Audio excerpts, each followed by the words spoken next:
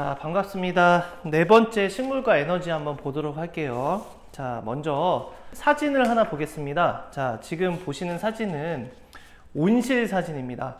식물을 키울 때 보통 이렇게 그냥 나대지에서 키우기도 하는데요. 자, 온실이라고 하는 곳에서 식물을 키우게 되면 식물이 조금 더 잘 자란다고 합니다.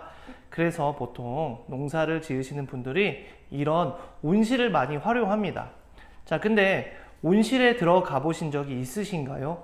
자, 온실에 들어가면 매우 덥고 습하기 때문에 우리는 후텁지근하다 라고 말해줍니다.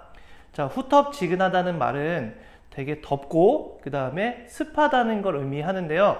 자, 온실에 들어가면 왜 이렇게 후텁지근한지, 자, 우리가 배울 4단원 식물과 에너지와 자, 이 내용을 배우면서 한번 알아보도록 할게요. 중학교 2학년의 4단원은 식물과 에너지고요. 5단원은 동물과 에너지입니다. 자, 그러면 식물과 동물이 어떤 차이가 있는지 한번 알아봐야 되겠죠? 자, 동물인 우리는 자, 에너지를 얻기 위해서 음식물을 먹고 그 먹은 음식물을 분해하면서 살아가게 됩니다. 자, 근데 식물은 음식물을 먹지 않고 자, 몸속에서 만들어내죠. 자, 그 과정을 우리는 광합성이라고 불러줍니다. 자, 광합성이라고 하는 것은 자, 빛을 이용해서 합성한다는 의미고요. 식물은 빛이 있어야지 자, 본인이 살아가는 데 필요한 에너지를 만드는 광합성을 통해서 에너지를 만들 수 있게 됩니다. 식물의 광합성을 하는 과정은 어떤 과정일지 알아보는 실험을 하기 전에 자, 우리는 용액 하나를 알아볼게요. 이 용액은 BTB 용액이라고 불러주는 겁니다. 자, BTB 용액은 용액의 상태가 산성, 중성, 염기성 자, 세 가지 상태일 때마다 색깔이 각각 노란색, 초록색, 파란색으로 달라지기 때문에 자, 이 용액의 상태를 확인해 줄 수 있는 자, 지시약이 됩니다. 우리는 이를 BTB 용액이라고 불러주는데요.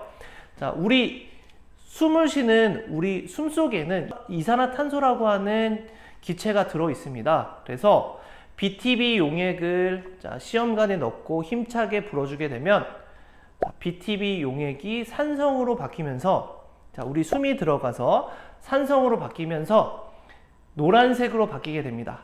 자, 우리 숨 속에 들어있는 이산화탄소는 나중에 다음과 같은 과정을 통해서 자, 산성이 되기 때문에 자, 이산화탄소가 있을 때는 녹아들면 용액은 산성으로 바뀐다는 것을 알 수 있습니다. 자, 밑에 교과서에 있는 실험을 잠깐 볼게요. 광합성에 필요한 물질 알아보기라는 실험입니다. 이 실험에서는 BTB 용액을 힘차게 숨을 내쉬어서 노란색으로 전부 다 바꿔줍니다. 그리고 나서 용액을 세 군데 나눠 담고요. 가에는 노란색의 BTB 용액만, 나에는 BTB 용액에 검정말이라고 하는 물속에 사는 수생식물을 넣어줍니다. 자, 그리고 다는 용액을 넣고 나서 쿠킹오일로 감싸줍니다. 쿠킹오일로 감싸면 완전히 어떻게 될까요? 그렇죠. 햇빛이 차단이 되겠죠? 자, 광합성을 알아보는데 왜 그냥 우리 주변에 있는 식물이 아니고 이런 수생식물을 쓰는지 혹시 알고 계신가요? 자, 그 이유는 수생식물로 실험을 해야지 눈으로 확인할 수 있습니다. 왜냐면요. 자, 밖에 있는 식물들은 어떤 기체가 들어오고 나오고 하는 과정을 눈으로 보기가 어렵습니다. 자, 불가능하진 않지만 어렵겠죠. 자, 근데 물속에 있는 식물이 기체가 생기면 어떻게 될까요? 기포가 생기겠죠. 우리는 그런 과정을 눈으로 볼 수 있기 때문에 또 물속에 있으면은 그 식물이 어떻게 변화하는지 통제할 수 있기 때문에 자, 우리는 수생식물로 광합성을 많이 알아봅니다. 자, 그래서 사용한 식물이 바로 검정말이라는 수생식물이고요. 보통 저수지에 많이 서식하고 있기 때문에 낚시를 하러 갔다가 물고기가 아니고 이렇게 해초 같은 게 올라오면은 그게 바로 이상한 게 올라오면은 그게 바로 대부분 검정말입니다. 자, 볼게요. 가나다를 그렇게 세팅을 하고 나서 시간을 햇빛이 잘 비치는 곳에 3시간 동안 두고 나서 자, 시험관의 색깔 변화를 확인해 봅니다. 자, 확인해 보면 가나 다 중에 가와 다는 색깔이 변하지 않고 노란색을 유지하지만 나 같은 경우는 색깔이 바뀝니다. 원래는 무슨 색이었죠? 원래는 노란색이었는데 노란색에서 점점점 색깔이 바뀌어서 파란색으로 바뀌게 됩니다. 자, 당연히 실험을 하게 되면 햇빛의 양에 따라서 조금씩 달라질 수 있는데요. 햇빛을 충분히 받고, 자, 충분히 광합성을 하는 조건에 두면, 자, 어떻게 되냐? 바로 파란색으로 바뀌게 됩니다. 자, 그러면 그 까닭 한번 알아볼게요. 자, 우리는, 자, BTB 용액에 우리가 숨을 불어넣었을 때 그 숨 안에는 뭐가 있다 그랬죠? 이산화탄소가 있다 그랬죠? 이산화탄소를 넣었더니 BTB 용액이 노란색으로 바뀌었어요. 자, 초록 색깔의 BTB 용액이 노란 색깔로 바뀌었습니다. 자, 근데 얘를 다시 식물을 넣고 나서 햇빛이 많이 비치는 곳에 놔뒀더니 광합성이라는 과정을 통해서 다시 노란색이 초록색이 됐다가 파란색으로 바뀌었습니다. 이 얘기는 무슨 뜻이냐면요. 우리 숨속에 들어있던 이산화탄소가 없어졌다는 얘기예요. 광합성을 했더니. 그 얘기는 바꿔서 얘기하면 식물의 광합성에는 재료로 뭐가 쓰인다? 이산화탄소가 쓰인다는 것을 알 수 있습니다. 자, 그러면 광합성이 뭔지 한번 직설적으로 얘기해 볼게요. 광합성이라 하면 이렇게 불러줍니다. 식물이 빛 에너지를 이용해서 이산화탄소와 물을 원료로 양분을 만드는 과정을 광합성이라고 불러줍니다. 자, 사실은 이 문장만 알고 있어도 이번 단원의 전체적인 흐름, 중요한 내용을 다 알 수 있습니다. 자, 그러면 어떻게 진짜 그렇게 만드는지, 무엇으로 바뀌는지 한번 보도록 할게요. 자, 식물의 잎은 이 그림처럼 공장과 같습니다. 자, 무슨 뜻이냐면요. 공장에서 무엇을 만드는 거예요. 자, 우리가 여러 개 TV를 만드는 공장에서도 여러 개 부품을 가지고 완제품을 만들죠. 자, 여기서도 마찬가지인데요. 자, 식물의 잎에서는 이산화탄소하고 물이라는 재료로 빛 에너지의 도움을 받아서 포도당이라고 하는 양분과 산소라고 하는 기체를 만듭니다. 자, 그래서 우리가 숨을 쉬는데 필요한 기체는 산소죠. 우리가 숨을 쉬는데 필요한 산소를 식물이 만들어주고, 우리가 숨을 쉬고 나서 나오는 이산화탄소를 다시 식물한테 주는 겁니다.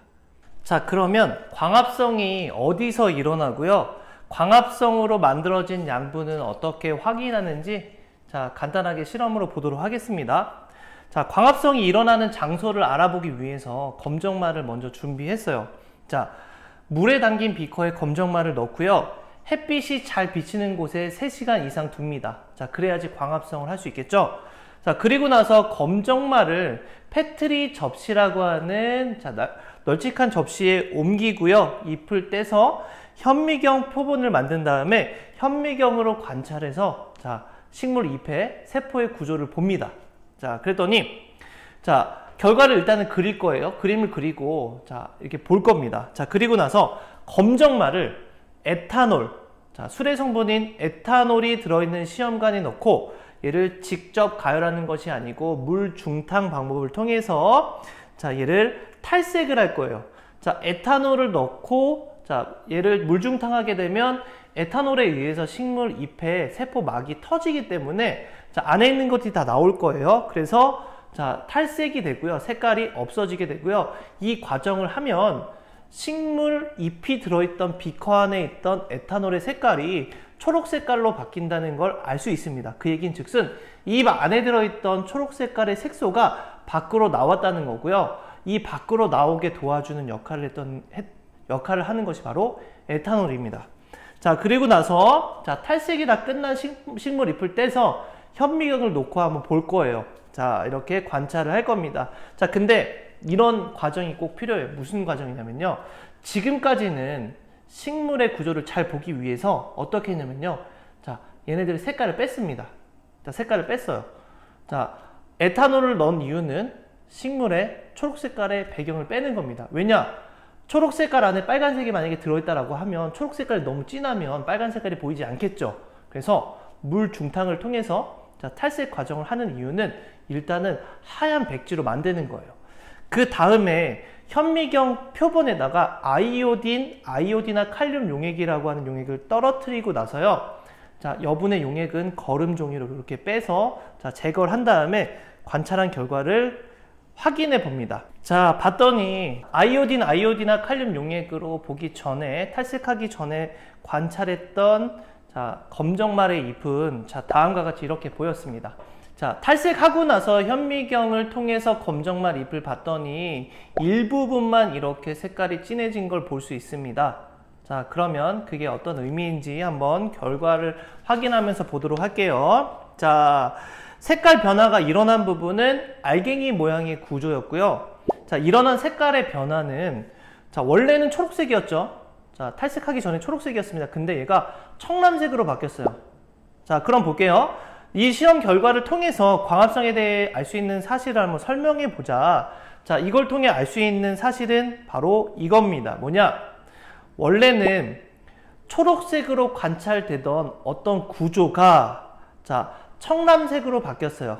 자, 이걸 통해서 알 수 있는 사실은 엽록체라고 하는 게 바로 초록 색깔의 구조물이었는데 자, 엽록체에 녹말이 존재했다. 왜냐? 아이오디나 칼륨 용액의 특징은 녹말과 만났을 때 청람색을 띠기 때문입니다. 자, 따라서 광합성을 하고 나면 녹말이 생성된다는 것을 이 실험을 통해 알 수 있습니다. 다시 한번 정리해 볼게요. 자, 처음에 그냥 관찰했더니 여러 가지 구조들이 보였어요. 자, 근데 에탄올로 중탕하면서 세포막을 터트리고 색소를 다 뺀 다음에 자, 여기다가 녹말하고 반응하면 청람색을 띠는 아이오디나 칼륨 용액을 떨어뜨려 줍니다. 자, 그러면 그거에 의해서 색깔이 바뀌는 부분을 확인할 수 있는데 그 부분이 알갱이 모양의 구조물이었고 거기 알갱이 모양의 구조물 안에 청람색으로 바뀐다는 것을 통해서 녹말이 있다는 것을 알 수 있습니다. 자, 이렇게 이 실험을 통해서 알 수 있는 사실은 광합성 결과 녹말이 만들어진다 라는 것을 알 수 있습니다. 자, 그러면 자, 간단한 실험을 하나 더 볼게요. 자, 실험들을 많이 알고 있으면 좋습니다. 자, 이렇게 장치를 할 겁니다. 어떻게 하냐면요. 검정말을 자, 여기 깔때기를 거꾸로 둬요. 그리고 나서 그 위에 고무관을 낍니다. 자, 그리고 이 고무관 끝에는 핀치 집게로 기체가 나가지 못하게 막아주는 거예요. 자, 그러면 이 상태로 햇빛이 잘 비치는 곳에 두게 되면 자, 고무관에 검정말의 광합성으로 생긴 기체들이 모여지게 되고 집게로 막았잖아요. 자, 그리고 이 기체가 무엇인지 확인해 보면 그 기체의 성질이, 그 기체가 무엇인지 알 수 있겠죠. 자, 근데 이 집게를 살짝 열고 불꽃을 가까이 가져다 댔더니 불씨가 막 살아났어요. 자, 우리 초등학교 때 배웠죠? 그러면 그 기체는 무슨 기체라는 걸 알 수 있을까요? 그렇죠. 바로 산소라는 걸 알 수 있습니다. 자, 그래서 광합성 결과 생기는 기체는 산소라는 것을 알 수 있습니다. 자, 방금 봤던 거와 확인하면 광합성 결과 생기는 건 녹말, 자, 광합성 결과 생기는 기체는 산소라는 것을 실험을 통해 확인했습니다. 자, 그러면 광합성은 도대체 어느 조건에서 잘 일어나는지 한번 알아보도록 할게요. 자, 광합성은 어떤 조건에서 잘 일어나는지 자, 실험을 설계해서 한번 보도록 하겠습니다. 자, 우리는 광합성을 알아볼 때 여러 가지 식물을 쓸 수 있어요. 자, 지금까지는 검정말이라고 하는 수생식물을 썼지만 시금치를 이용해서 한번 광합성이 일어난 조건을 알아보도록 하겠습니다. 자, 광합성이 잘 일어나는 조건 중에 빛의 세기에 따라서 광합성이 어떻게 잘 일어나게 되는지 보도록 할게요. 자, 먼저 코르크 뚫게. 이게 무슨 뜻이냐면, 이게 뭐냐면요. 구멍을 뚫을 수 있는 어떤 펀치 같은 걸 이용해서 시금치 잎을 잔뜩 뚫어줍니다. 그래서 한 20조각 정도 만들어요. 그리고 나서 주사기 안에 시금치 6개 조각과 1% 탄산수소 나트륨 수용액을 넣어줍니다. 자, 탄산수소 나트륨 용액은 이렇게 생긴 분자식을 갖고 있어요. 자, 여기 안에 나트륨, 탄소, 산소, 수소가 있죠. 자, 얘는 나중에 어떤 역할을 하냐면요. CO2라고 하는 이산화탄소를 공급해주는 역할을 합니다. 자, 그래서 보겠습니다.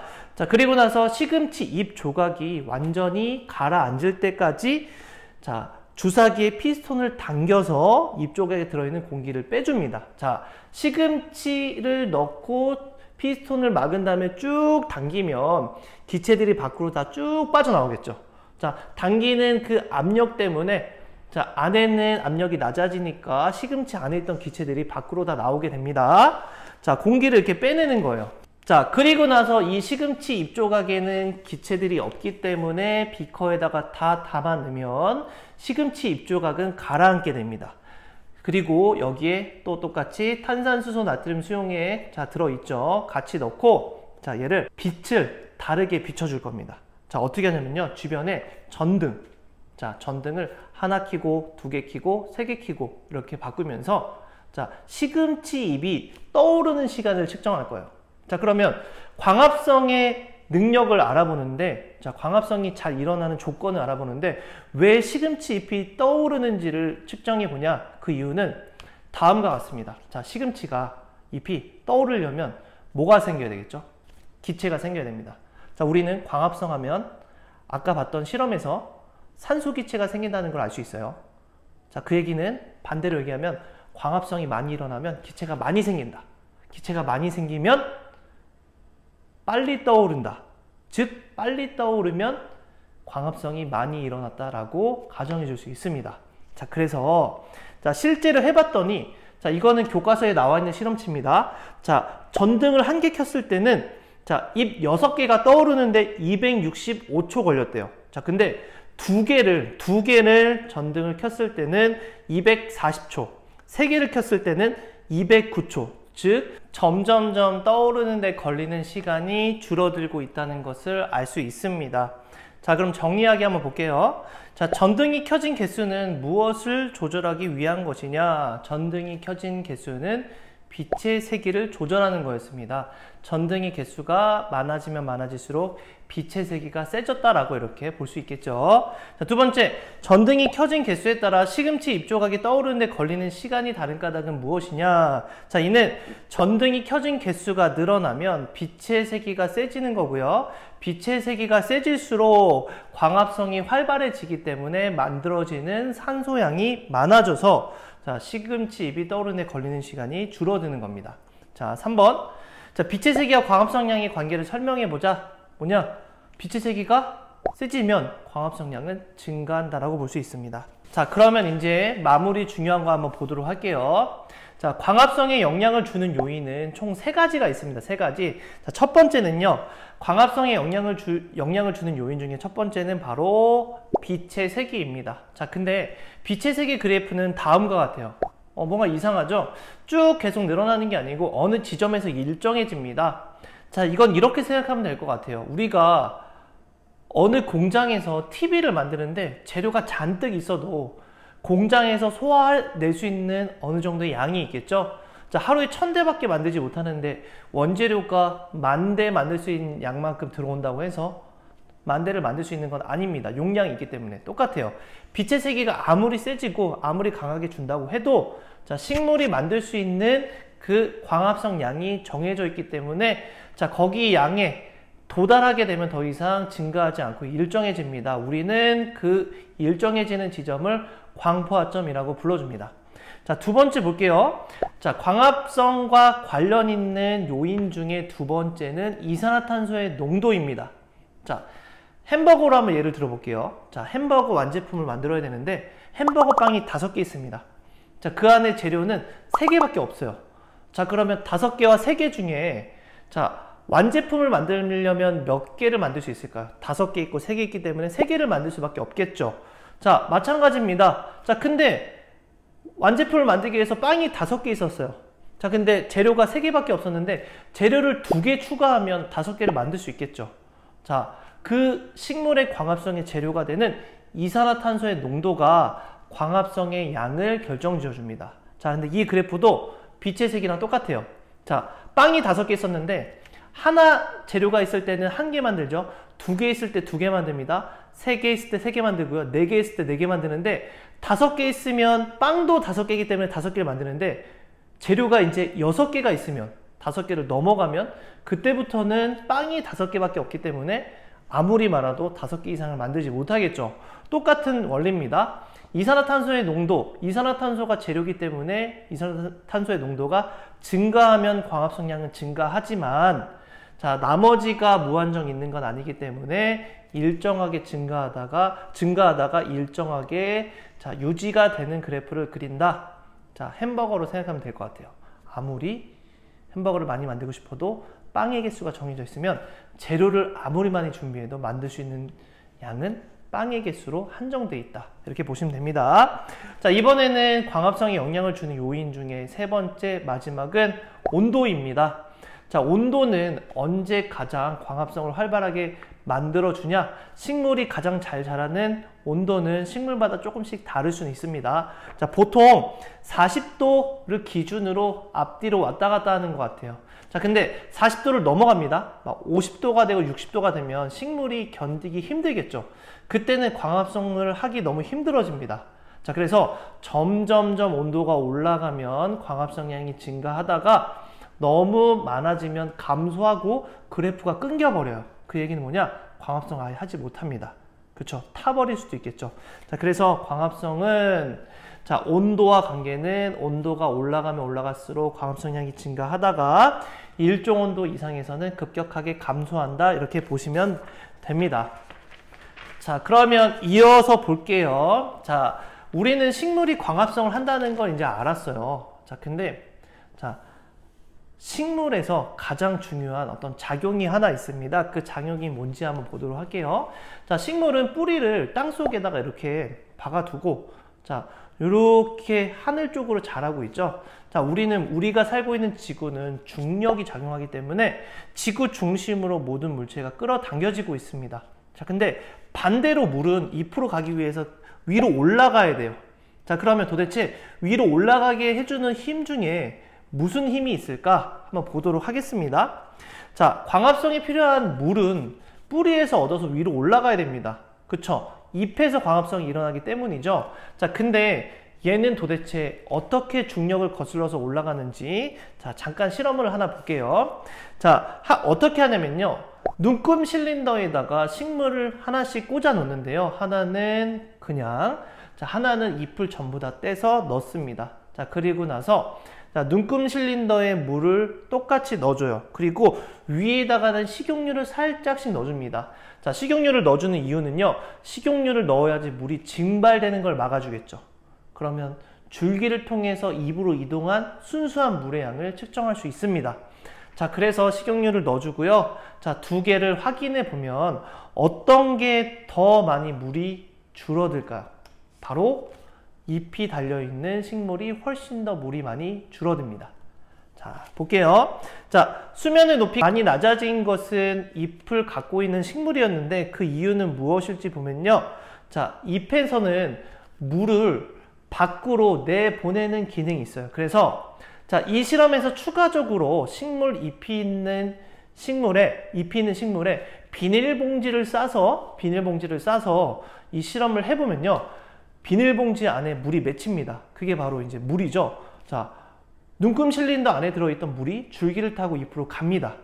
자, 잎의 뒷면에 조그만 공간이 있는데요. 그 공간으로 물이 빠져나가고요. 거기서 물이 빠져나간 만큼 밑에서 끌어올려지게 됩니다. 자, 그래서 밑에 있는 자, 뿌리 쪽에 있는 물이 잎까지 올라올 수 있는 자, 중력을 거슬러서 올라올 수 있는 힘은 바로 잎에서 빠져나가는 물 때문입니다. 하나가 빠져나가면 한 방울이 빠져나가면 뿌리에서 한 방울이 올라오게 됩니다. 우리는 그 작용을 증산작용이라고 불러줍니다. 자, 그래서 증산작용이라 함은 이렇게 정의합니다. 자, 식물체 속의 물이 수증기로 변해서 잎의 기공을 통해 공기 중으로 빠져나가는 현상을 증산작용이라고 불러준다. 이 증산작용으로 물이 자, 뿌리에서 잎까지 갈 수 있게 되고요. 그래서 물을 이용해서 광합성을 할 수 있게 되는 것입니다. 자, 그러면 자, 잎을 한번 자세하게 봐볼게요. 물이 빠져나가는 구멍을 한번 관찰해 보도록 하겠습니다. 자, 식물 중에 여러 식물이 뭐 관찰하기 좋긴 하지만 비비추라고 하는 약간 잎이 두터운 놈이 하나 있어요. 걔를 살짝 칼집을 낸 다음에 앞면을 살짝 벗기면 뒷면 표피가 비닐처럼 얇게 나옵니다. 걔를 살짝 잘라서 현미경으로 관찰해주면 자, 잎 뒷면에 있는 구멍을 볼 수 있는데요. 우리는 그것을 기공이라고 불러줍니다. 공기의 공간이란 뜻입니다. 자, 이 실험을 통해서 잎의 뒷면에 있는 기공을 관찰해 보면요. 자, 기공은 이상하게 두 가닥으로 되어 있는 세포가 감싸고 있어요. 우리는 그 세포를 공변세포라고 불러줍니다. 공변세포가 만드는 공간을, 안에 있는 공간을 기공이라고 불러주고요. 공변세포가 부풀어졌다, 줄어들었다 반복하면서 공기의 공간을 조절해 줍니다. 자, 그러면 이제 자세하게 그림을 통해서 봐볼게요. 자, 잎의 앞면과 뒷면은 조금 다릅니다. 앞면과 뒷면에 전부 다 표피라고 하는 껍데기, 자, 조직이 있긴 하지만, 자, 앞면에는 약간 광합성의 특허가 돼 있어요. 자, 뭐냐? 광합성의 특허가 돼 있게 세포들이 나란하게 줄지어 있습니다. 자, 우리는 거기를 책상 조직이라고 불러주는데요. 마치 학교의 책상들이 나란하게 쭉 있는 것처럼 세포들이 쭉 이어져 있고요. 자세히 보시면 검은, 실제로 검은 건 아니지만 그 구멍들이 막 있는데요. 그게 그 안에 엽록체가 있어서 광합성을 할 수 있게 해줍니다. 자, 그리고 뒷면은, 자, 이런 조직들이 없는 건 아니에요. 얼기설기 있습니다. 근데 뒷면의 가장 큰 특징은 기공이 있고요. 그 기공을 만들어주는 공변세포가 주변에 분포하고 있다는 겁니다. 자, 그래서 잎의 뒷면에는 공변세포가 있고 이 공변세포가 기공을 만들어준다. 이 기공이 기체가 왔다 갔다 하게 해주고요. 또 물도 밖으로 나가게 해준다. 자, 그래서 이제 정리하면 될 것 같아요. 온실에 후텁지근했던 이유가 뭘까요? 바로 이겁니다. 자, 광합성을 식물이 하겠죠? 자, 온실이니까 안에가 덥습니다. 광합성이 잘 일어나요. 자, 그러면 더 많은 광합성을 계속 하겠죠? 자, 광합성 결과, 광합성을 하면, 자, 이제 물이 필요하니까 계속 올려보내야 되겠죠? 그럼 증산작용이 일어납니다. 그럼 그 증산작용으로 물이 밖으로 빠져나가겠죠? 많이 빠져나가기 때문에, 자, 온실 안에는 후텁지근한 온도가 높고 습한 환경이 생기게 되는 겁니다.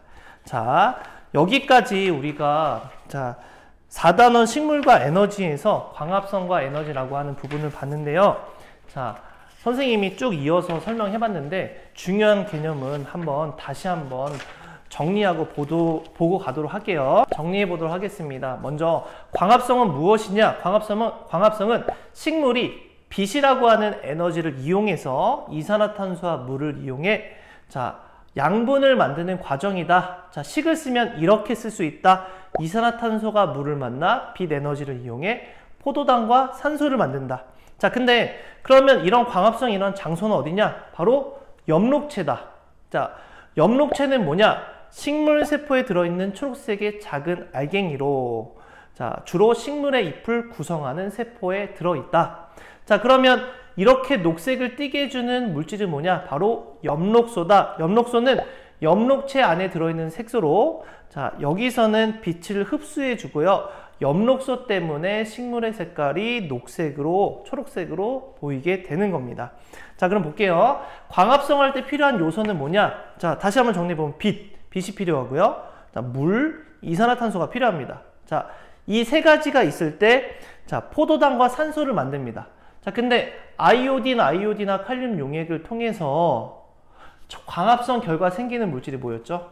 네, 그렇죠. 바로 녹말이었습니다. 자, 나중에 포도당은 녹말로 바뀌는데요. 이렇게 생각하면 편할 것 같아요. 선생님이 이제 수업 시간에 많이 예를 드는 건데요. 자, 월급을 500원으로 받았습니다. 그러면 너무 많이 받아야 돼요.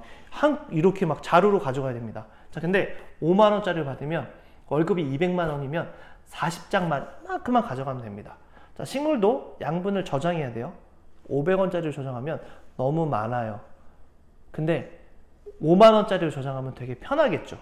자, 그래서 녹말은 포도당의 저장 형태고 실제 사용하는, 자, 양분은 포도당이지만 녹말로 저장해서 쓴다. 다시 포도당으로, 자, 바뀌기도 한다. 이렇게 보시면 될 것 같습니다. 자, 그 다음에 광합성에 영향을 미치는 환경 요인은 첫 번째, 자, 광합성량. 자, 광합성량, 이 그래프를 해석하면 이렇게 해석할 수 있습니다. 광합성량은 빛의 세기가 셀수록 증가하며 빛이 일정 세기 이상이 되면 더 이상 증가하지 않는다. 자, 두 번째 영향을 주는 요인 두 번째는요. 광합성량은 이산화탄소의 농도가 증가하면 광합성량은 증가하다가 이산화탄소 농도가 일정량 이상이 되면 더 이상 증가하지 않는다라고 보시면 됩니다. 자, 마지막 세 번째 온도는요. 광합성량은 온도가 높을수록 증가하며 일정 온도 이상에서는 급격하게 감소한다라고 볼 수 있습니다. 자, 그래서 이 세 가지를 잘 조절하면 농작물의 생산량을 증가시킬 수 있습니다. 자, 이제 잎의 구조와 한번 기공에 대해서 볼게요. 자, 아까 언급하지 않았던 것까지 같이 보겠습니다. 잎의 구조는 먼저 껍데기인 표피가 있습니다. 자, 표피는 약간 그 안에 있는 세포들을 보호해주는 역할을 할 거예요. 그래서 식물 중에 표피에 큐티클 층이라고 해서 반짝반짝거리는 놈이 있습니다. 마치 손톱에 우리가 매니큐어를 바르는 것과 같은 거예요. 그래서 표피는 세포를 보호해주는 역할을 하고요. 자, 이 표피가 앞쪽에는 표피만 있는데 뒤쪽에는 표피의 일부가 변한 공변세포가 있어요. 자, 공변세포는 막 휘어집니다. 뚱뚱해지기도 해요. 그래서 이 안에 있는 공간의 크기가 조절이 됩니다. 자, 그 공간을 통해서 기체들이 이동하고요. 자, 물도 수증기 형태로 이동합니다. 자, 그러면 그때 공변세포 안에 있는 그 공기의 공간을 기공이라고 불러주고요. 기공은 공변세포 두 개가 둘러싸고 있는 공간이고요. 일반적으로 앞면보다 뒷면에 훨씬 더 많고요. 자, 산소, 이산화탄소, 수증기 등과 같은 기체가 왔다 갔다 하는 드나드는 공간이 된다라고 보시면 됩니다. 자, 이제 마지막으로 이런 식물이 이산화탄소는 기공으로 얻으면 되죠. 자, 물은 뿌리를 통해서 얻어야 됩니다. 자, 근데 그 물을 얻을 때 그 물이 밑에서 중력을 거슬러서 올라와야 되는데 이 올라오게 하는 힘은 무엇일까? 그게 바로 증산작용입니다.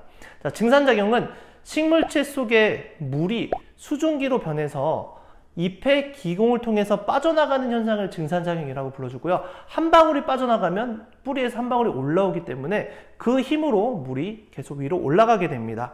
자, 증산작용을 조절하는 건 바로 공변세포가 해줍니다. 공변세포는 두 개의 세포가 안에 있는 그 공기의 공간인 기공을 만들어 주는데요. 자, 공변세포의 안쪽 면과 바깥쪽 면의 두께가 다르기 때문에 얘네들이 광합성을 통해서 어떤 물질이 많이 생기고 뚱뚱해진다면 얘네들의 안에 있는 공간은 넓어지고요. 자, 얘네들이 좀 작아진다, 홀쭉해지면 그 안에 있는 공간이 줄어듭니다. 그렇게 공변세포의 크기를 조절해서 그 안에 있는 기공의 크기를 조절해 주는 겁니다. 자, 근데 그렇게 달라진 이유는 뭐다? 공변세포의 안쪽 면과 바깥쪽 면의 두께가 다르다라고 보시면 됩니다. 자, 그래서 증산작용이 잘 일어나는 조건은 도대체 무엇일까? 자, 물이 수증기가 많이 빠져나가는 조건은 무엇일까요? 이렇게 생각하면 돼요. 빨래가 빨리 마르는 조건. 자, 온도가 높을 때. 자, 햇빛이 강할 때. 바람은 잘 불 때. 습도는 건조한 습도가 낮을 때라고 보시면 됩니다. 4단원 중에서 첫 번째 광합성과 에너지에 대해서 알아봤고요. 자, 여기까지 내용을 잘 숙지하시고 교과서를 잘 보시고 교과서 안에 있는 문제를 잘 푸시기 바랍니다. 이상 마치겠습니다. 수고하셨습니다.